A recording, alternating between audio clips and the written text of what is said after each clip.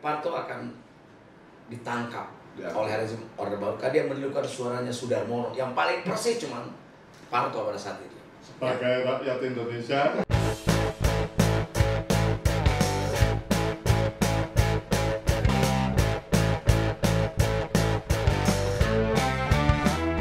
Like, comment, subscribe, dan share. Oke? Assalamualaikum warahmatullahi wabarakatuh. Para sobat Bang Miing, kita ketemu lagi di Bang Miing Punya Cerita. Kali ini spesial banget saya.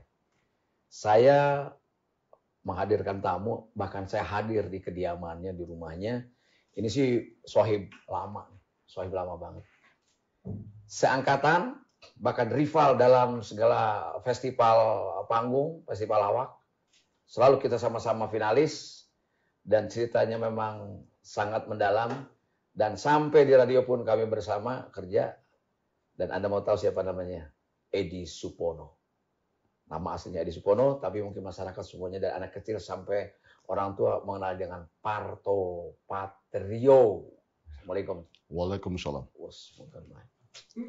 Dari suaranya saja itu menyamai almarhum Kiai Haji Zainuddin MZ. Beda. Gua kan agak jauh. Waalaikumsalam. Beda. Dan yang paling inget betul, kalau kita duduk gabung sama teater koma, lebih dari 1 hari, manggung kita kan sehari. Dua kali manggung ya kalau nggak salah. Lebih dari 2 hari, 3 hari, Parto akan ditangkap oleh rezim Orde Baru. Karena dia menirukan suaranya Sudarmono, yang paling persis cuman Parto pada saat itu. Sebagai rakyat Indonesia. Gitu. Gimana tuh? Gimana? Saya lupa. Jadi suara Pak Darmono itu persis banget. Ya, saya memerankan di teater koma waktu itu. Apa sih judulnya? Pialang Segitiga Emas. Yang main Bagito Patrio, yaitu dengan teater koma. Yang gue ingat adalah gambar kuda kok buntutnya di belakang. Ya, padahal bener ya. Itulah untung. Ya. Mana sebelumnya saya nggak tahu loh. Kalau memang harus dimirip-miripin waktu itu memang postur tubuh saya memungkinkan. Untuk menyerupai beliau. Masih kurus. Itu persis dikasih safari, pakai peci, dan rambutnya langsung dicukur pendek gitu nih. Jadi begitu gua ngaca, persis banget ya. Gua mau kasih tahu dulu sama sobat Bang Miing. Kasih tahu dulu. Ya. Pak Sudarmono adalah salah satu menteri di kabinetnya Presiden Soeharto zaman Orde Baru, dan adalah sebagai Mensesnek yang paling lama ya. Nah, pada saat itu. Bukannya wakil presiden? Setelah itu jadi wakil presiden. Terakhir wakil presiden, kasih tahu dulu. Waktu saat itu Mensesnek, lalu menjadi wakil presiden. Buat kaum milenial, guys, lu orang nggak bakalan tahu, ya nggak guys? Oke, bro. Udah tua belanggu kayak anak milenial, kagak pantas banget. Lu kan masih hidup di dunia yang milenial. Alhamdulillah. Dan para sobat Bang Miing, saya memanggilnya teman-teman SK pagi tidak mengenai Parto, sopan namanya, Kak Ato. Jadi itu terkenal sekali Kak Ato.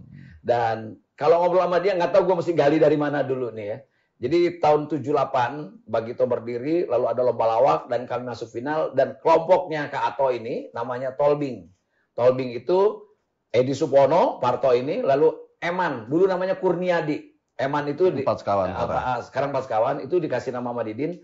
Lalu ada almarhum Hamba Juki, Rohmani namanya. Kemudian ada Jeeng, Jarkasih. Ya halo, Jeeng, Jarkasih. Itu semuanya anak Kemang loh. Tapi anak Kemang bukan sekarang, Kemang zaman dulu. Kemang asli. Yang betul-betul tinggal di Jalan Raya Kemang itu, yang sekarang penuh dengan kafe dan restoran yang bacanya susah. Nah, itu adalah rumah-rumah mereka. Dan kita jemput Eman aja naik Vespa ke situ, ke gang di Kemang juga. Karena Eman, Zuki, Jeeng itu adalah orang Betawi asli yang penuh pengertian. Karena dia begitu suku Betawi penuh pengertian banget. Jadi pendatang pada datang, mereka minggir. Ya. Dia mau hormati tamu. Waktu itu kita grupnya Tolbing. Tolbing itu singkatan dari Tolol bingung. Iya. Stupid on Confucius. Iya. Jadi pada saat itu angkatannya dengan Bagito. Jadi ini senior betul. Tapi mungkin dibanding saya, Kak Ato ini karirnya jauh lebih panjang dan masih moncer sampai sekarang. Nah, untuk itulah kita perlu ngobrol. Buat apa sih gitu? Bang Miing bikin YouTube buat apa? Bukan untuk populer atau eksistensi, bukan. Ini yang penting ada manfaat kita. Apa artinya? Di antaranya bagaimana menjelaskan seorang Parto. Anak milenial tahu Parto, sekarang Parto adalah OVJ, titik. Padahal jauh dari itu dia punya prestasi banyak dalam perjalanannya. Nah, Kak Ato ini 4 orang tadi ngelawaknya Ato ya. Yeah. Terus juga manggung di Ancol kita, manggung di mana-mana sama seperjuangan. Dan ketemu lagi di Radio SK. Gitu. Lu ceritain gimana sih? Itu kan grup lu lucu banget tuh Kak Ato dulu tuh. Di waktu di Taman Ismail Marzuki kita. Yeah. Gue kan punya yang satu nih, yang agak aneh namanya, yang Tosol Audio. Yang kalau manggung kita pegangin, Didin megang kaki kiri, gue megang kaki kanan. Supaya? Enggak pecicilan, nggak bisa diajak ngobrol. Ya, petakilan. Petakilan. Kalau soal Tolbing gimana? Mungkin biar kaula mudanya juga tahu. Tolbing itu dibentuk tahun 78. Sama ya. Jadi kita sebenarnya pelawak-pelawak kompetisi aja, pelawak-pelawak lomba. Tapi awalnya dari Karang Taruna ya? Enggak. Jadi kan Juki itu satu sekolah dengan saya bikin grup pelawak juga gitu. Jadi begitu keluar dari sekolah ternyata diangkut lagi sama Juki dengan formasi Eman dan Jarkasi. Jadi itu memang tidak ekspektasi kita bukan buat ini, cuma buat lomba-lomba aja kok sebenarnya. Sebetulnya kegiatan sekolah ya, rutin ya anak muda pada saat remaja, bukan untuk tidak terpikir menjadi pelawak profesional. Iya. Jadi di Pasar Seni Ancol ada lomba ikut. Udah itu ya udah. Paling tingkat RT 17-an gitu aja. Jadi memang buat lomba-lomba aja. Jadi sama, begitu juga dulu kan memang lomba-lomba, nggak kepikiran kita menjadi seseorang yang seperti sekarang ini. Gitu. Cuman begitu masih punya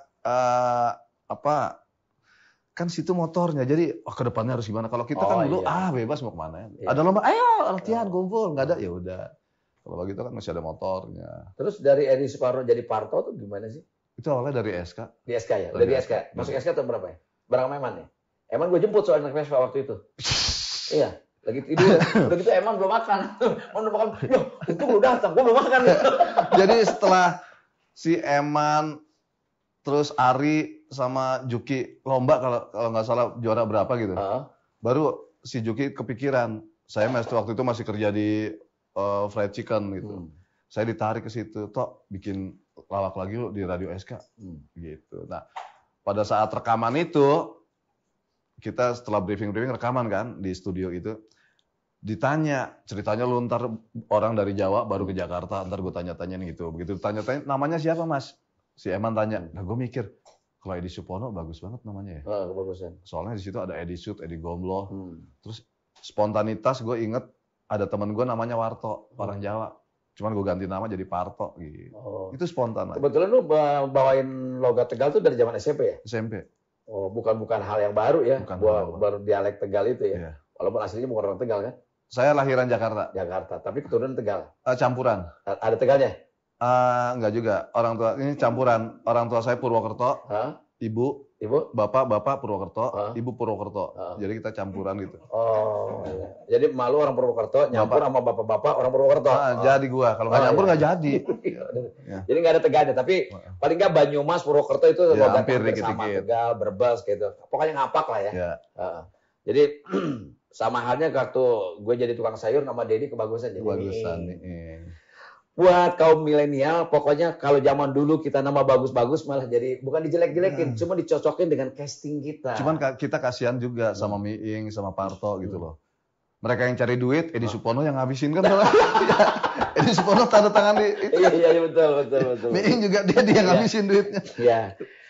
Masuk SK itu tahun berapa toh? Setelah Bagito kan? Iya. Karena gue udah jadi kepala studio waktu itu. Cuman waktu itu saya masih seminggu sekali. Rekaman itu aja Domas. Waktu itu dibentuk Domas. Ya. Tapi sebelum jadi penyiar, Parto itu sudah menjadi pegawai sifatnya stafnya dari Radio SK. Tugasnya kalau pagi dia meriksa logbook. Logbook itu logbook siaran. Jadi menghitung jasa produksinya para penyiar. Soalnya saya administrasi studio. Itu pun setelah Bang Miing ini narik saya setelah administrasinya keluar keli. Udah lo jadi administrasi, padahal gue siaran di situ. Nih, Dad, yang lebih menyedihkan lagi, Dad, gini. Gue waktu itu masih kerja di Fried Chicken. Terus siaran di Radio SK. Ya. Oh, waktu siaran itu masih kerja di Ayam itu? Nah, gue waktu itu masih kerja di Ayam, terus siaran gitu. Terus kadang-kadang kita walaupun nggak ini masih ada manggung kemana. Ya. Ada waktu itu ada acara apa gitu kan, tuh kita manggung. Terus gue kadang-kadang kalau manggung malam, gue pas shift malam gue harus tukeran. tukeran sama teman, lu mau nggak besok masuk malam, gue tukeran shift gitu. Akhirnya mereka sepakat gini, waktu itu kalau nggak salah tiap satu rekaman di Radio SK 25.000 deh. Jadi kita cuma kebagian sebulan tuh 4 kali tiap hari apa gitu kan. Jadi sebulan cuma 4 kali. Jadi 100.000 itu. Sedangkan saya waktu itu sudah bukan di Fried Chicken, udah training team leader. Training team leader itu gaji hampir 175 ribuan, hampir 200 itu kan. Dari mulai training, terus jadi bagian cook, jadi bagian apa-apa, terus training team leader. Training team leader itu lebih enak karena udah anak buahnya banyak. Dan mereka udah, tok lu mendingan di SK aja. Ini udah tinggalin duit dari SK 100.000 buat lu aja, ambil. Jadi kita nggak ngambil kata 3 orang ini. Lah, gua ngontrak sebulan 50.000. 50.000 waktu itu gue ngontrak, udah punya anak 1. Terus 50.000 aja, ini sedih gitu. Ya udahlah, akhirnya gue keluar dari ini karena gue harus fokus. Gue keluar dari Fried Chicken itu, gue fokus ke SK. 100.000 sebulan itu gue harus bayar kontrakan 50.000. Terus 50.000 itu kehidupan sehari-hari. Sampai suatu saat gue harus rekaman. Gue tanya bini, punya duit nggak? Mau ke SK? Nggak ada. Ada 50 perak. Waktu itu naik bis berapa gitu. Ya udah gue beliin rokok Samsu kalau nggak salah. Gue beliin rokok Samsu. Dari Jalan Bangka ke Pakubuwono, jalan kaki. Wow. Gue isep rokok. Begitu setengah jalan gue matiin. Jalan lagi. Begitu sampai studio udah keringetan banget. Juki ngeliatin, jalan kaki lu ya? Iya. Ya itulah perjuangan. Dari Jalan Bangka berarti lewat Santa, lewat situ kan? Iya. PT IKA. Dan yang mungkin beliau tidak tahu adalah gue udah menikah. Dan waktu itu gue dengar acara beliau, namanya adalah Opor Ayam. Bini gue sering dengerin, kayaknya gue kenal teman-teman gue nih Radio SK nih. Gue pengen ke sana, pengen ke Radio SK. Cuman gue gak tahu Radio SK di mana. Pakubuwono waktu itu kan. Jalan kaki bro, pakai sendal jepit gue. Ini benar cerita, true story. Jalan kaki lewat mabak tuh, lewat mabak gue jalan. Ada tisu dong, tisu takut air matanya keluar. Kaget ya. Gue air liur, gue kebanyakan ngomong air liur yang keluar. Lu yang cerita, gue yang sedih. Ini terus story. Terus story banget nih. Jadi gue Radio SK di mana sih? Gue jalan kaki. Waktu itu gue tinggal Jalan Bangka. Lewat mabak gitu kan, jalan kaki. Anjir. Wah, putus lagi sendal jepit gue. Demi Allah. Ya Allah, putus. Gue ikut pakai apa nih? Akhirnya gue cari-cari, ada karet. Karet gelang.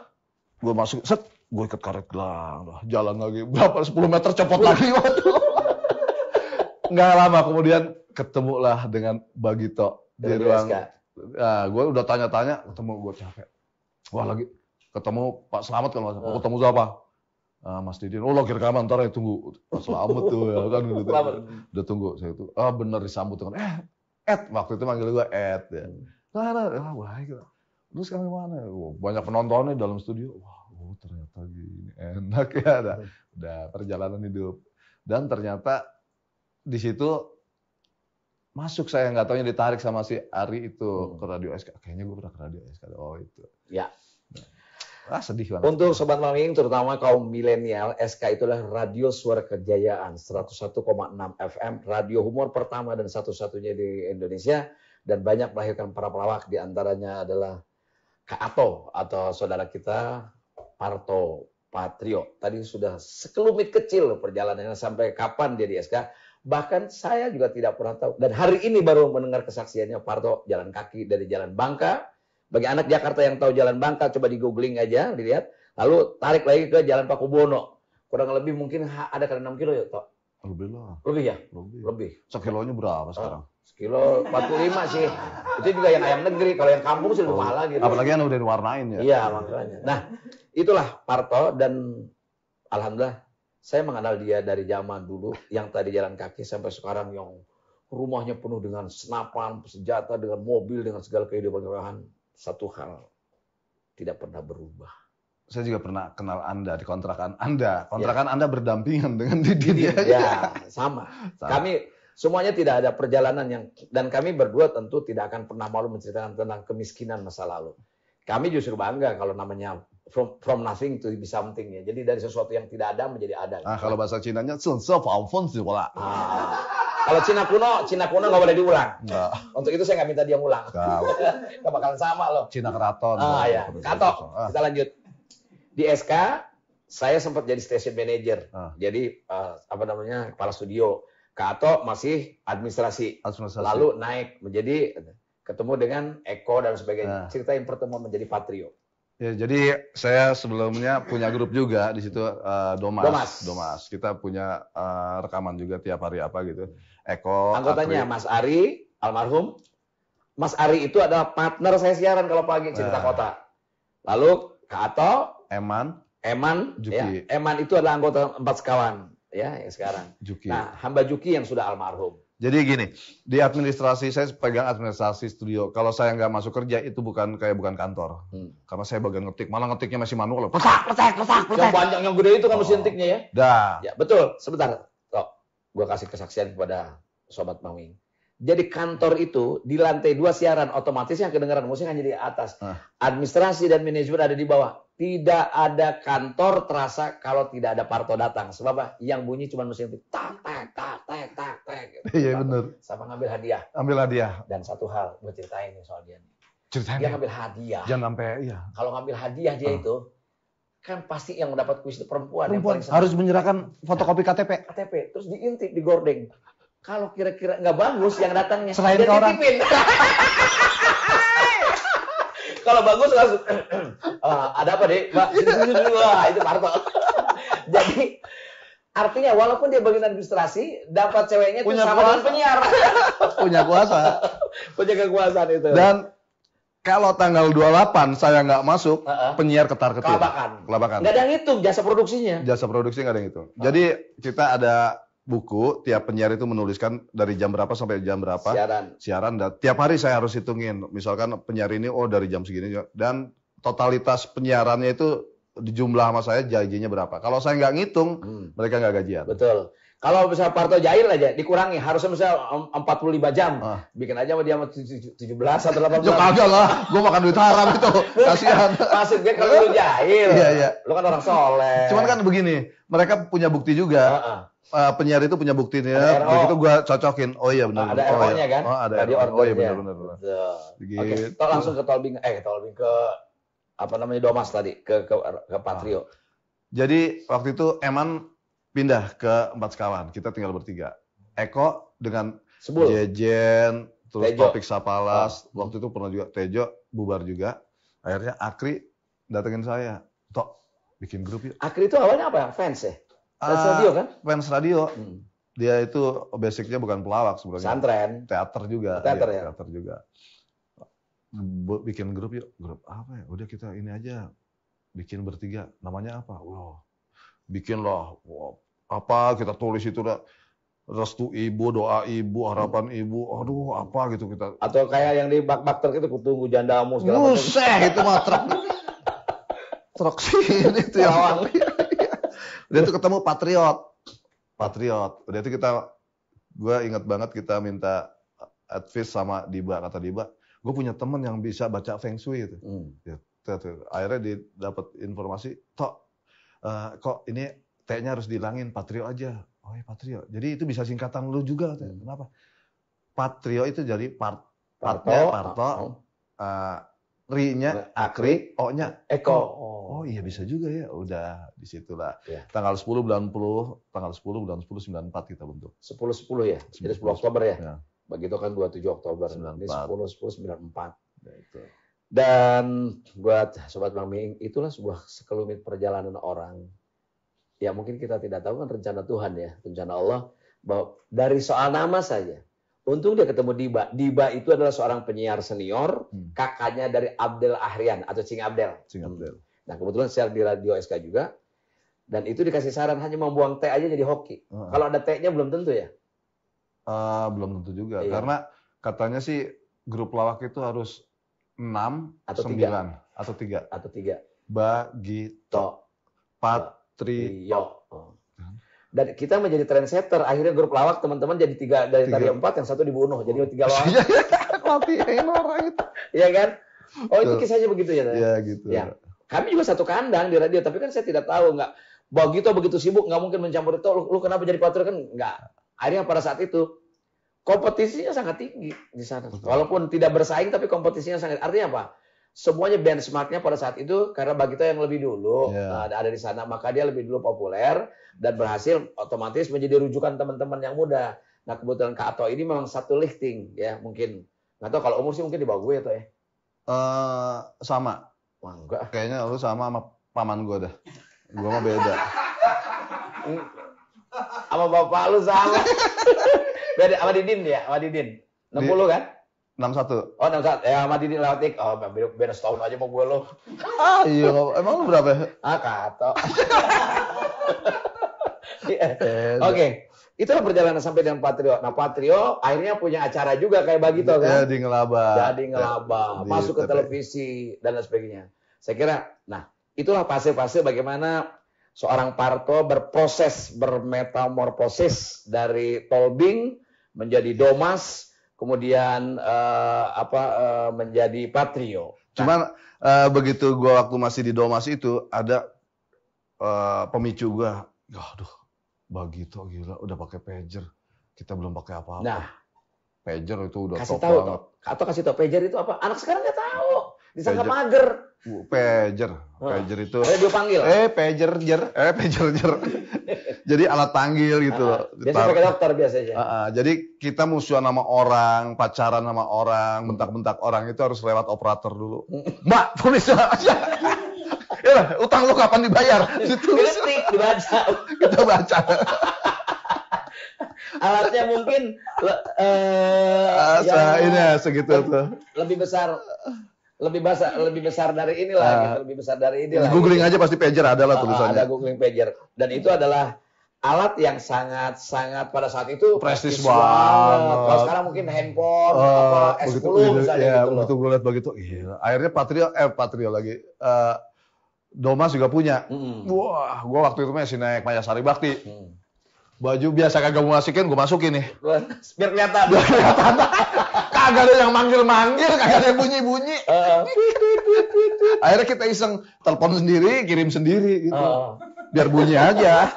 Jadi ketika dia bunyi itu menjadi prestis tersendiri gitu. Jadi kadang-kadang emang kagak ada yang nelpon, akhirnya gue telepon ke operator, ditunggu tanggal segini ya, jam segini ya. Udah biar cuman naik bis. Gue bilang, Pak, Mbak, kirim jam segini Mbak ya. Gue nunggu, waduh bisa belum datang-datang nih, bentar lagi dikirim nih gitu. Dan para sobat Maming, itulah yang diceritakan Parto karena kami sejaman, maka akan sama situasinya, kemudian juga suasananya. Lalu Bagito memulai pakai pager itu dilawakan ketika jualan sayur. Udah mulai dari situ. Mau tahu cerita tentang Kak Ato? Tungguin. Saya sih nggak pernah denger ya, Pak Patrio bubar tuh nggak pernah denger.